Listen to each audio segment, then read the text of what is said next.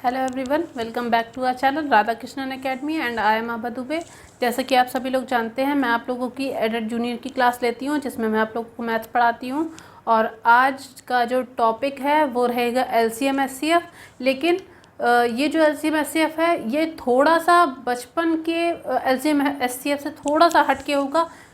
Process लगभग वही same रहेगा, लेकिन थोड़ा सा ये उस टाइम जो हम लोग सॉल्व करते थे उसमें हम लोग नंबर्स को लेकर सॉल्व करते थे, लेकिन अब जो हम लोग सॉल्व करेंगे उसमें हम लोग अलजेब्रिक सम्स को लेकर सॉल्व करेंगे। मतलब कोई एक जो आपका फैक्टर होगा जिसका हम लोग फैक्टराइजेशन करेंगे, फिर उसके बाद में फिर जो हम लोग का आगे का प्रोसेस होगा एज इट इज़ जैसे पहले था वैसे ही लेकर चलेंगे।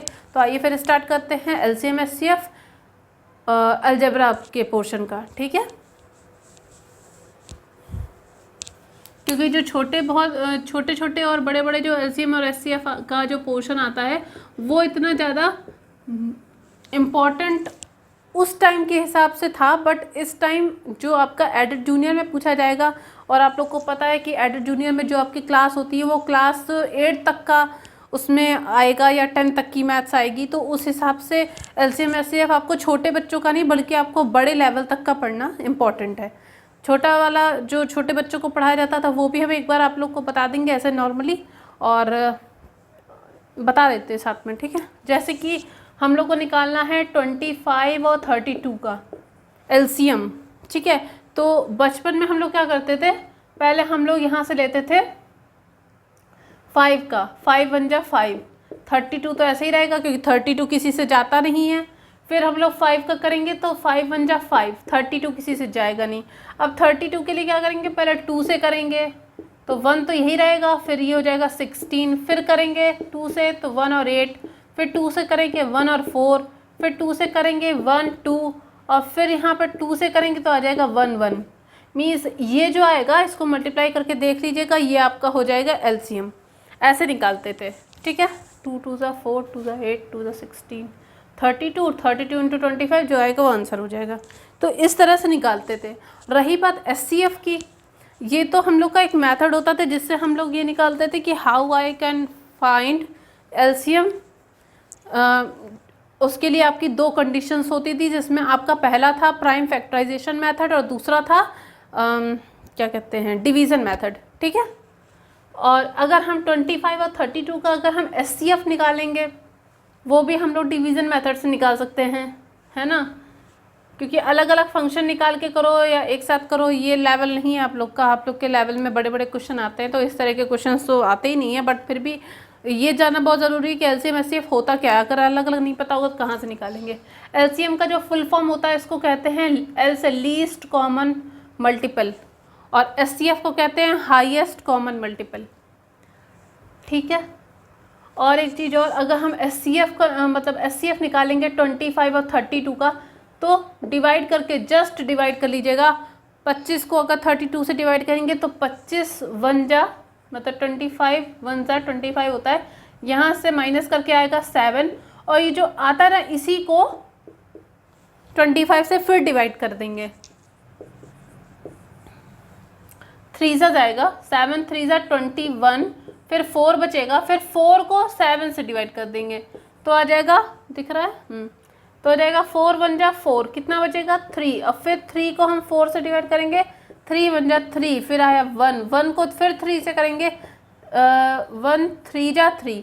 तो मतलब जो इसका एचसीएफ आएगा ना, जिस पे पूरी पूरी वैल्यू कैंसिल हो जाए, इसका मतलब ये जो 1 होगा वो हमारा एचसीएफ होता है। इस तरह से हम इसे निकालते हैं, मतलब जिससे जिससे स्टार्टिंग में डिवाइड करते हैं उसी को डिवाइड करते हुए चले जाते हैं रिमाइंडर से।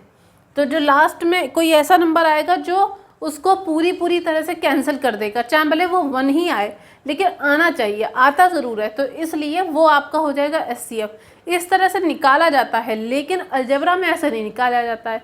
अलजेब्रा में थोड़ा सा कॉमन है बट ज़्यादा नहीं है, इसलिए जो अलजेब्रा वाला एलसीएम एचसीएफ को ये वाला टॉपिक पढ़ने से पहले आप लोग मेरी जो बीजीय व्यंजक अलजेब्रिक एक्सप्रेशन की मैंने 7 या 8 लेक्चर की क्लास ली थी उसको ज़रूर अटेंड कर लीजिएगा, क्योंकि मैंने उसमें आपको एज इट इज़ एक फॉर्मूले के बेस पे पूरा बता रखा है। क्योंकि जब आप लोग को उधर वाला पोर्शन समझ में आएगा, तब जब यहाँ पे एलसीएम एचसीएफ को निकालने के जो हम लोग फार्मूला यूज़ करेंगे बीजीय व्यंजक वाले वो सारे हम यहाँ पे अप्लाई करेंगे।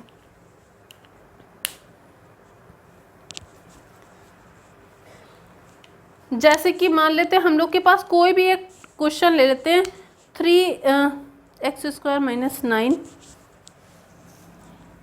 x² - 9 लिखा है और दूसरा लिखा हुआ है x² - 5x + 6। ठीक है, ये क्वेश्चन लिखा है आपके सामने। अब पूछा गया है कि इसको आपको बताना है इसका एचसीएफ कितना होता है, एचसीएफ निकालना है। एचसीएफ का मतलब होता है कॉमन, मीन्स अगर कोई भी दो फंक्शन ये दे रखे हैं अलग अलग, अगर इन दोनों में जो चीज़ कॉमन होगी ना, मतलब समान होगी, एक जैसी होगी, वो आपका एचसीएफ होगा। लेकिन एलसीएम में कॉमन के अलावा बाकी जो भी बचा होगा वो सारा भी आप इसमें नोट करेंगे एलसीएम वाले में, लेकिन एचसीएफ में सिर्फ कॉमन वाला यूज़ होगा। जैसे कि इसको अलग अलग करेंगे तो ये हो जाएगा x² माइनस ये हो जाएगा 3 का स्क्वायर। अलजेब्रिक एक्सप्रेशन में मैंने आप लोगों को a² - b² का फॉर्मूला बता रखा था, अगर किसी को याद है तो। a² - b² का मैंने फॉर्मूला बता रखा था, वो फॉर्मूला होता है a + b a - b। a² - b² का फॉर्मूला होता है a + b a - b। इसके अलावा मैंने a + b का होल स्क्वायर बताया था a² + b² + 2ab। a - b का होल स्क्वायर बताया था a² + b² - 2ab। a - b का होल क्यूब बताया था a³ - b³ - 3ab ब्रैकेट में a - b, और a + b का होल क्यूब बताया था a³ + b³ + 3ab ब्रैकेट में a + b। ये सारे फॉर्मूले थे। इसके अलावा भी a³ - b³ और a³ + b³ का भी फॉर्मूला मैंने आपको बता रखा था। ठीक है, खैर अब यहाँ पे हम इसको पहले सॉल्व कर लेते हैं। ठीक है, यहाँ से हो जाएगा x + 3 और x - 3 according to this formula. ठीक है, देखा, यहाँ पर आए, यहाँ पर फैक्टर करते थे। 5 का फैक्टर 3 2 जा 6, 3 + 2 कर देंगे तो हमारे पास 5 आ जाएगा। इसका अलग अलग करेंगे तो x² माइनस का हो गया 3x माइनस का 2x प्लस का 6। यहाँ से x कॉमन कर लिया, यहाँ हो जाएगा x - 3 माइनस का 2 कॉमन कर लेंगे x - 3, तो एक ब्रैकेट में हो गया x - 3, दूसरे ब्रैकेट में हो गया x - 2। इतनी जल्दी इसलिए बता रहे हैं क्योंकि इससे पहले मैंने जो क्लास ली थी उसमें मैंने आपको फैक्टराइजेशन कैसे होता है, कैसे वैल्यूज़ निकालती है, मैंने सब कुछ बता रखा है उसमें। ठीक है, अब ये आ गए दोनों के फैक्टर अलग अलग निकल के, लेकिन हम लोगों को क्या बताना है, हम लोग को बताना है एचसीएफ कितना होता है, एचसीएफ बताना है। ठीक है, अब देखो इसमें कॉमन क्या, मैंने क्या कहा था कि अगर हम एचसीएफ निकालते हैं तो एचसीएफ में हम वो वैल्यू लिखते हैं जो कॉमन होती है। तो यहाँ पर कॉमन क्या है, यहाँ x - 2 है, यहाँ नहीं है, यहाँ x - 3 है, यहाँ x - 3 है, ये चीज़ कॉमन है, तो ये एचसीएफ में आ जाएगी x - 3। बाकी उधर x + 3 है लेकिन इधर x + 3 नहीं है, तो जो चीज़ कॉमन होती है बस वही एचसीएफ होता है, तो ये आपका एचसीएफ हो गया। और अगर इसी क्वेश्चन से एलसीएम निकालने को कह देगा तो x - 3 के साथ में x + 3 भी लिखा जाएगा और x - 2 भी लिखा जाएगा, मतलब कॉमन के बाद वाली जितनी वैल्यू हैं वो सब भी एक साथ लिख दी जाएंगी, तो वो हमारा एलसीएम होता है। अगर हम यहाँ से इसका एलसीएम निकालेंगे तो x - 3 तो लिखा ही हुआ था, इसके बाद में x + 3 भी हो गया और फिर x - 2 भी हो गया, ये भी हम लिख देंगे, तो ये हमारा हो जाएगा एलसीएम। एचसीएफ में हम सिर्फ लोग कॉमन की वैल्यू लिखते हैं जो कॉमन होता है दोनों में, और एलसीएम में कॉमन के अलावा भी जितनी वैल्यूज़ बच जाती हैं वो सारी भी यहाँ पे नोट कर दी जाती हैं।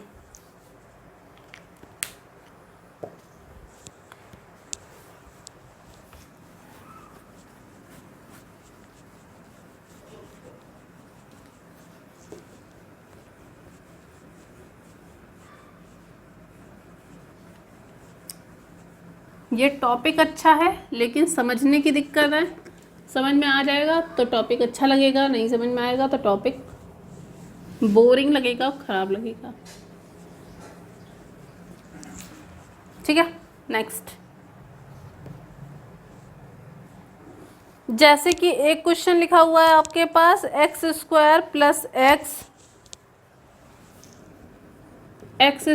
+ x, एक लिखा हुआ है x+1 का होल क्यूब और एक लिखा हुआ है x³ + 1। ओह, ये 3 लिखे हैं। अब पूछा गया है इसका एचसीएफ बताना। हम दोनों बताएंगे, हम एलसीएम भी बताएंगे, एचसीएफ भी बताएंगे, क्योंकि इतने ज़्यादा क्वेश्चंस के लिए आपके पास नहीं रहते हैं कि आप लोग दोनों को साथ में लेकर सॉल्व कर सको। इसलिए जब भी इस तरह की क्वेश्चंस आया करें ना, तो एक एक्सरसाइज उठाना, उससे अगर ये लिखा है एलसीएम निकालो तो एचसीएफ भी साथ साथ निकालते चलो, इससे आपका रिवीजन हो जाएगा, है ना। चलो फिर x² प्लस और x, यहाँ पर हम एक काम करते हैं, हम यहाँ x कॉमन कर लेते हैं, तो यहाँ बचेगा सिर्फ x+1। ठीक है। दूसरे वाले में a+b का होल क्यूब, a+b का होल क्यूब का फॉर्मूला क्या होता है? a³ + b³ + 3ab means 3x × 1, ये हो गया। और ब्रैकेट में हो जाएगा x+1 मीन्स अगर हम इसको अलग अलग लिखेंगे, नहीं रहने दो, अच्छा नहीं करेंगे, डायरेक्टली इसी से सॉल्व कर देंगे वरना बड़ा हो जाएगा। इसको हम एज इट इज़ जैसे लिखा है वैसे ही लिखा रहने देंगे। a³ + b³, मैंने a³ + b³ का फॉर्मूला बता रखा था, जिसमें होता था a + b, ब्रैकेट में होता था a² + b² माइनस का ab, ये हो गया। अब देखो हमें क्या निकालना है? एचसीएफ। एचसीएफ का मतलब क्या होता है? जो चीज़ कॉमन होती है। यहाँ पर भी x+1 है, यहाँ पर क्यूब है, क्यूब का मतलब 2 बार और होगा, यही तो मतलब हुआ, 3 बार हो गया। तो हमें x+1 यहाँ भी है, एक x+1 यहाँ, एक x+1 यहाँ, मतलब x+1 तो हमारा हो गया एचसीएफ। ठीक।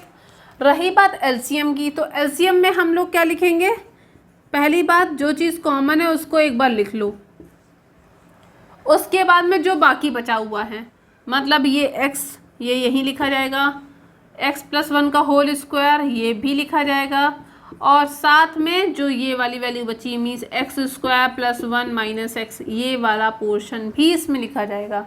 ये पूरा हमारा एलसीएम का ही पोर्शन आ गया जो हम लोग लिखते हैं, और यही आता है, क्योंकि एचसीएफ में तो आप वो वैल्यू लिखोगे जो कॉमन होती है, लेकिन एलसीएम में आप वो वैल्यू लिखोगे जो कॉमन के अलावा भी होती है। ये चीज़ इसलिए बार बार रिपीट कर रहे हैं ताकि आप लोग को वो चीज़ याद रहे।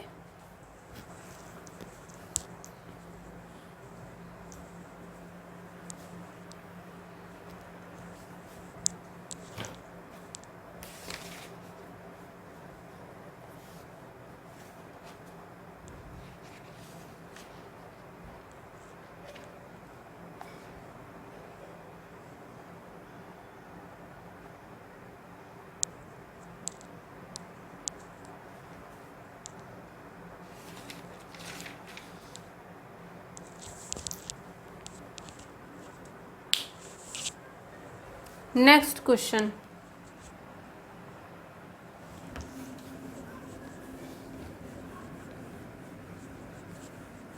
एक ही क्वेश्चन से हम दोनों आंसर्स निकाल दे रहे हैं, इसलिए आप लोग को ज़्यादा समझ में आ रहा होगा, क्योंकि एक क्वेश्चन से समझाना ज़्यादा आसान होता है, और ज़्यादा क्वेश्चन से समझाएंगे तो फिर आप लोग को कन्फ्यूज़न हो जाएगी। एक क्वेश्चन ले लेते हैं, x x² - 1, x² - 1, और दूसरा लिखा हुआ है x³ - 1, ये 2 लिखे हुए हैं। ठीक है।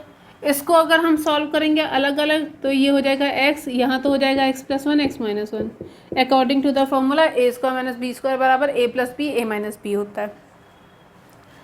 इसको a³ - b³ का फॉर्मूला होता है a - b, ब्रैकेट में हो जाएगा x² + 1 + x। ठीक है। पहली बात तो हमें एलसीएम निकालना है, और दूसरी बात हमें एचसीएफ निकालना है। ठीक। एचसीएफ क्या होता है? मैंने क्या कहा था? एचसीएफ में वो चीज़ लिखी जाएगी जो कॉमन होगी। दोनों में कॉमन हमको सिर्फ एक ही चीज़ दिख रही है, वो है x - 1, तो जो x - 1 है वो तो आ गया हमारा एचसीएफ। अब रही बात एलसीएम की, एलसीएम में जाएंगे तो एलसीएम में x - 1 तो लिखा ही जाएगा, ठीक, साथ में x+1 भी लिखा जाएगा, एक्स भी लिखा जाएगा और x square plus 1 plus x भी लिखा जाएगा। ये हो गए आपके आंसर, यही आपके हैं सल्यूशन। देख लीजिए, समझ लीजिए।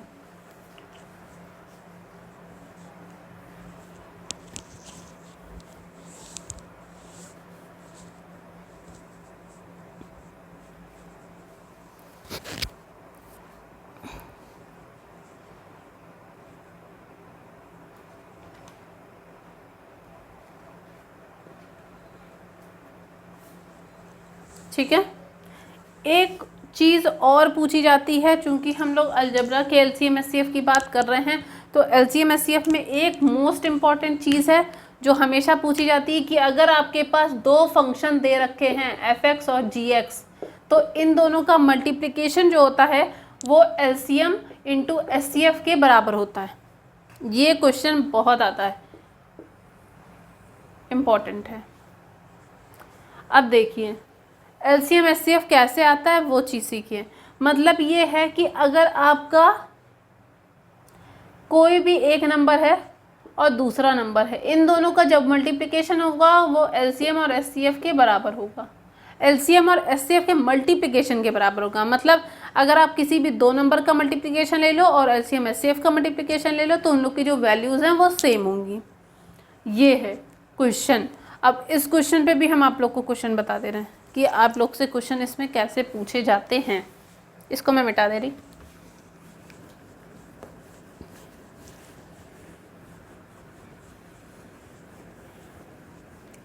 जिन भी बच्चों ने मेरी टीजीटी की क्लास नहीं देखी है मैथ्स की, वो लोग जाके देख लीजिएगा। उसमें अभी हम डिफरेंशिएशन पढ़ा रहे हैं। आप लोग को अगर पसंद आएगा तो उसे लाइक शेयर करना बिल्कुल भी मत भूलिएगा, और साथ में ज़्यादा से ज़्यादा लोगों को शेयर करिएगा ताकि सभी लोग को हमारे द्वारा दी गई सारी फ्री क्लासेस मिल सकें। हाँ, तो ये मैंने फॉर्मूला बताया कि अगर आपके पास दो फंक्शन या दो नंबर्स दे रखे हैं तो उन दोनों का मल्टीप्लिकेशन उनके एलसीएम और एचसीएफ के मल्टीप्लिकेशन के बराबर होता है अकॉर्डिंग टू द फॉर्मूला। ठीक है, चलिए मानते हैं जैसे कि कोई क्वेश्चन आपके पास दे रखा है एलसीएम एचसीएफ का।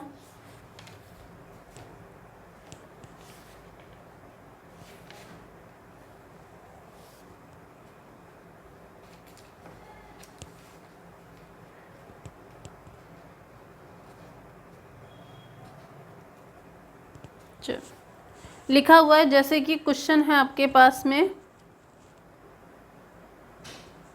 पी एक्स और क्यू एक्स का एलसीएम और एचसीएफ। मतलब आपके पास एलसीएम दे रखा है और एचसीएफ दे रखा है। थोड़ा छोटा छोटा लिखेंगे वरना जगह नहीं है इतनी, आ नहीं पाएगा। एचसीएफ लिखा हुआ है x+2 और एलसीएम लिखा हुआ है x+2 का होल स्क्वायर x-3, ये लिखा हुआ है। ठीक, साथ में आपका एक जो फंक्शन दे रखा है px, वो लिखा है x+2 x-3। px लिखा हुआ है x+2 x-3 और qx की वैल्यू निकालनी है। qx निकालना है। मैंने आप लोगों को फॉर्मूला अभी अभी बताया है कि अगर आपके पास कोई भी दो फंक्शन दे रखे हैं px और qx, और अगर उनकी वैल्यू बराबर होगी एलसीएम इंटू एचसीएफ के। ठीक है, अब देखो px की जगह पे वैल्यू हमें निकालना है qx। चाहो तो यहाँ से qx की डायरेक्टली वैल्यू निकाल लो कि एलसीएम इंटू एचसीएफ अपॉन और हो जाएगा नीचे px।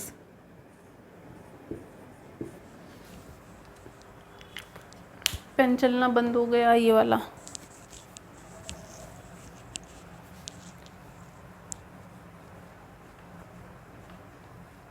ठीक है, ये हो गया। अब देखो यहाँ से अगर हम लोग qx की वैल्यू निकालते हैं, qx की वैल्यू अगर मैंने निकाली तो एलसीएम की वैल्यू कितनी लिखी हुई है x+2 का होल स्क्वायर x-3, और एचसीएफ की वैल्यू कितनी लिखी हुई है x+2। ठीक है, अपॉन पी एक्स की वैल्यू लिखी हुई है x+2 और x-3, ठीक है। x+2 से एक x+2 कैंसिल, x-3 से x-3 कैंसिल, इसका मतलब qx की जो वैल्यू आ जाएगी वो आएगी x+2 का होल स्क्वायर। ये आ गया आपका फंक्शन और यही आपका है आंसर। qx की वैल्यू आ जाएगी x+2 का होल स्क्वायर।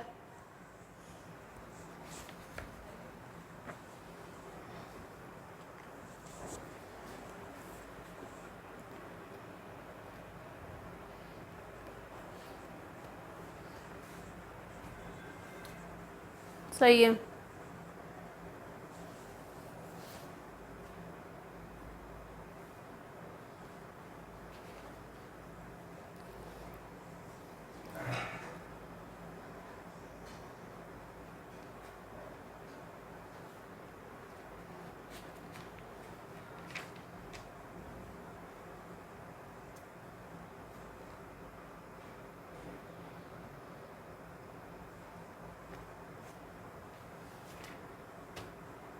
अगर कहीं पर ये लिखा रहेगा कि दो व्यंजकों का गुणनफल, इसका मतलब दो व्यंजकों का गुणनफल, मतलब ये P x into Q x की वैल्यू दे रखी है। गुणनफल का मतलब हो गया कि कोई दो फंक्शन है उनका गुणनफल। कभी कभी अलग अलग नहीं दे रखा रहता है, डायरेक्टली लिखा रहता है कि दो व्यंजकों का गुणनफल इतना है, तो जो दो व्यंजक है ना वो पी एक्स और क्यू एक्स टोटल वैल्यू वहाँ पे आप डायरेक्ट लिखेंगे। ऐसा नहीं कि पी एक्स की अलग क्यू एक्स, ऐसे नहीं लिखा जाएगा। पी एक्स और क्यू एक्स पूरे की जगह पे वो वैल्यू पुटअप की जाएगी।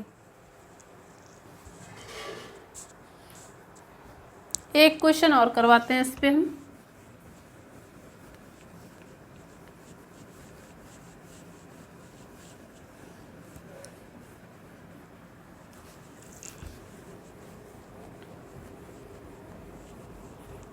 ये क्लास एडेड जूनियर की चल रही है।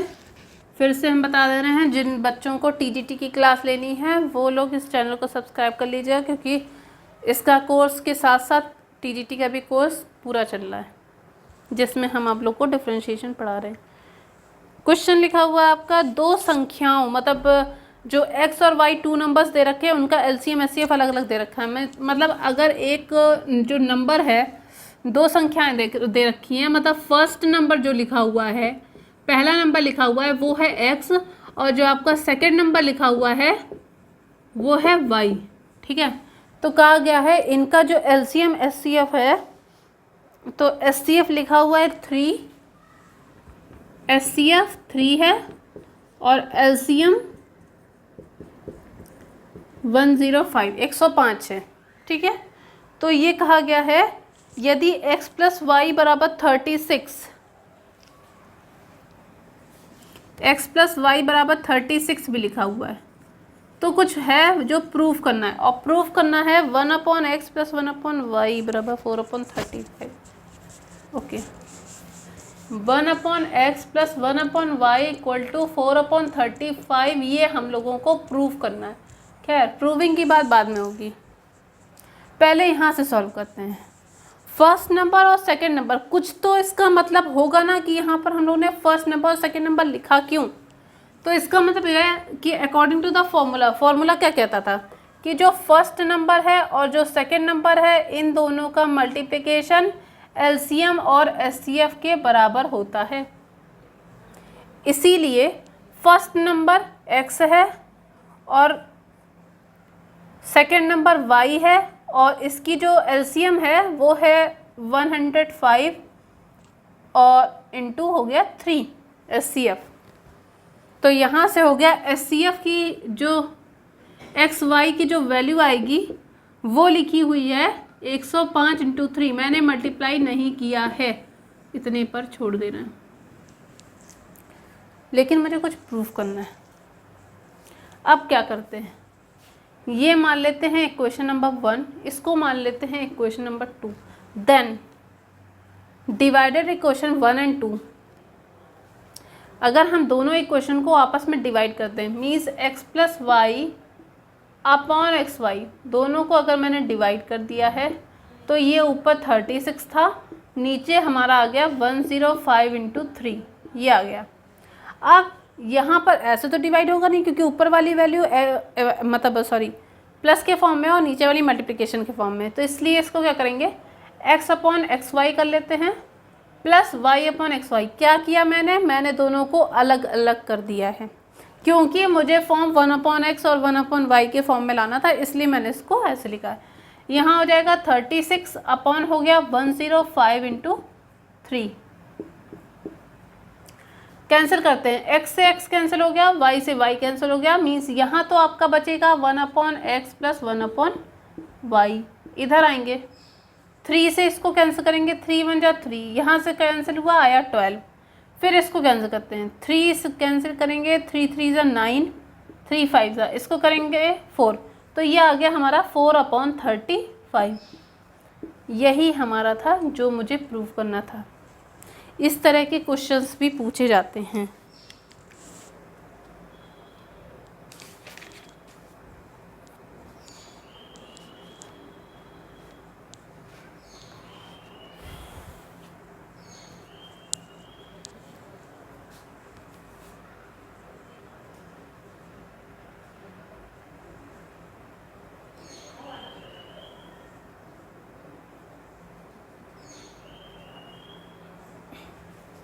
मिटा दे रहे हम। अगर आप लोग को ये लगता हो कि मैं बहुत जल्दी जल्दी मिटा देती हूँ, तो आप लोग उस क्वेश्चन का स्क्रीनशॉट ले लिया करिए, क्योंकि चूँकि अभी हम लाइव नहीं आते हैं, इसलिए मुझे पता नहीं लगता है कि आप लोगों को कितना टाइम लगता है समझने में। तो इसलिए आप लोग जैसे ही मैं क्वेश्चन कर दिया करूँ, तुरंत उसका स्क्रीनशॉट ले लिया करिए, क्योंकि मैं फिर उसके बाद उस चीज़ को मिटा देती हूँ। ठीक है, चलो फिर इसका एक नेक्स्ट क्वेश्चन और लास्ट क्वेश्चन हम ये लेकर चल रहे हैं कि लिखा हुआ है 2 नंबर्स हैं, 2 फंक्शन है, और उसका जो मल्टीप्लिकेशन है वो x-1 का होल क्यूब है। मतलब कोई नंबर है, 2 नंबर हैं, उनका जो मल्टीप्लिकेशन है वो x-1 का होल क्यूब दे रखा है। ठीक है, उसके बाद लिखा हुआ है उसका SCF x-1 है, SCF x-1 है। तो पूछा गया LCM क्या होगा। मैंने आप लोग को जो फॉर्मूला बता रखा था कि first number into second number बराबर LCM इंटू SCF होता है, बताया था। बस जो क्वेश्चन भी सॉल्व होगा इसी वाले फॉर्मूले से रख के करिएगा, हो जाएगा। जैसे कि फर्स्ट नंबर की जगह और सेकेंड नंबर, ये पूरा आपका मल्टीप्लिकेशन में x-1 का होल क्यूब, मैंने अभी इससे पहले भी बताया था कि अगर दोनों का मल्टीप्लिकेशन दे रखा है, इसका मतलब डायरेक्टली आप उसे मल्टीप्लाई कर देंगे। LCM आपको निकालना है, इसलिए LCM को LCM लिखा रहने दो, और SCF की जगह पे वैल्यू x-1 दे रखी है।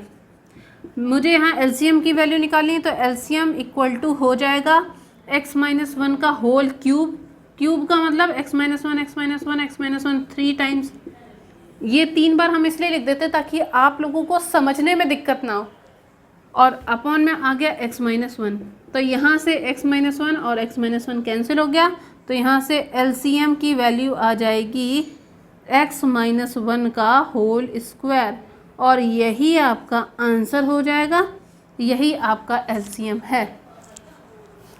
अगर आंसर चेक करना हो कि क्या ये आंसर सही है कि नहीं सही है, उसका भी एक तरीका होता है कि आपके पास फर्स्ट नंबर और सेकंड नंबर दे रखा था जिसकी वैल्यू थी LCM इंटू SCF। अगर दोनों वैल्यू आपस में एक दूसरे को सेटिस्फाई कर देती हैं, इसका मतलब अगर LCM और LHS और RHS अगर आपस में बराबर हो जाते हैं, तो इसका मतलब आपका जो आंसर है वो सही है। जैसे कि इस पूरे की वैल्यू अलग अलग कर लेते हैं, इस पूरे की वैल्यू x-1 का होल क्यूब आया था, और यहाँ पर LCM की वैल्यू अभी निकाली है x-1 का होल स्क्वायर, और SCF की वैल्यू लिखी है x-1, तो मतलब हो गया ये भी तो x-1 का होल क्यूब हो गया, क्योंकि 2 पावर यहाँ है, 1 पावर यहाँ है।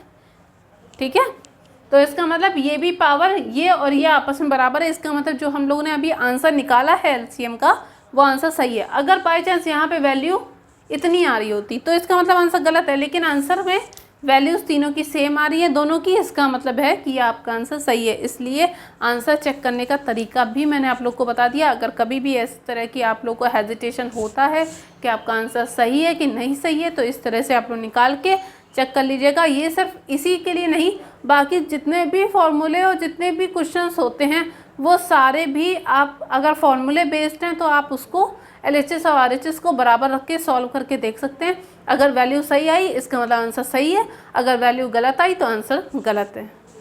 लेकिन हाँ, ऐसा ना हो कि आप लोगों ने आंसर ही गलत निकाला हो तो फिर तो कोई बात ही नहीं है फिर। लेकिन अगर आपको आंसर चेक करना है और अगर आपका आंसर सही है, आपका प्रोसेस सही है, मेथड सही है लगाने का, तो आप चेक करोगे। लेकिन जिन्होंने पहले से ही गलत कर रखा उनका तो आंसर बिल्कुल भी सही नहीं आएगा।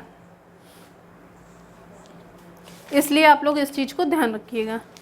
मैंने आज आप लोग को LCM SCF की एक्सरसाइजेस बता दी हैं, क्वेश्चन आंसर बता दिए हैं, और इसके बाद वाली जो क्लास आएगी एडेड जूनियर के लिए उसमें स्क्वायर रूट और क्यूब रूट पढ़ाएंगे, ठीक है।